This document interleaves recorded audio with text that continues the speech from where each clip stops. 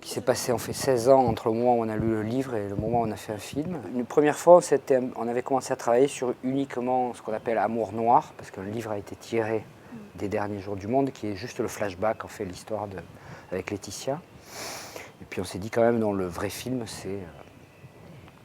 c'est les derniers jours du monde.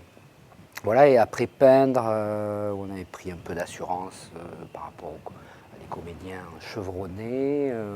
Le fait de pouvoir prétendre à des financements un peu plus importants, on s'est dit, bon, on s'est dit allons-y.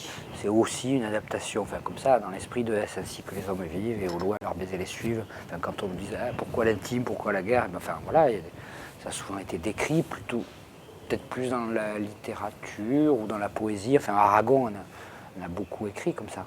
Alors, le pacte qu'on avait, c'était à la fois qu'il y ait du spectaculaire, que ça ne fasse pas film pauvre, et en même temps garder ce qu'on appelle l'indépendance du film d'auteur ou la singularité d'un film d'auteur.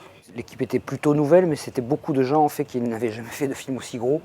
Donc il y avait quelque chose à inventer chaque fois et on n'appliquait pas des méthodes, on appliquait à peu près les mêmes méthodes, c'est-à-dire autant le scénario est très écrit, autant tout ce qui relève de la mise en scène, de la place de la caméra, de découpage, ça se fait au jour le jour et le matin où on tourne. Je peux vous offrir un café? Avec ce qui se passe en ce moment, c'est trop bête de se croiser comme ça sans se parler.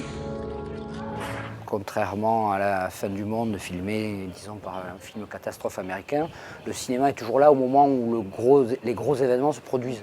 Nous, c'est plutôt le personnage arrive, c'est toujours un peu après, un peu à côté ou un peu avant. Mais ça, c'est un réalisme.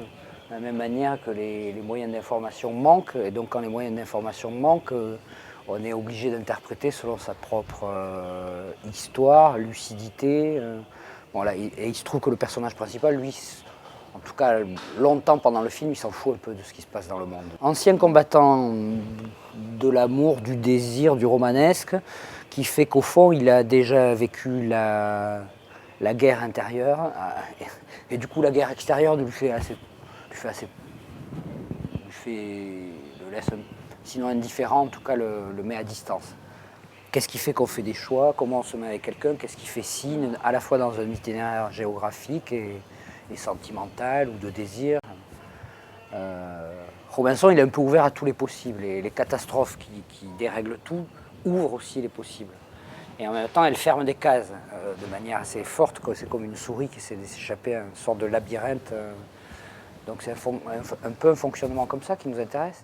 On croit toujours qu'il existe un endroit protégé de tout, une île. Vous allez où?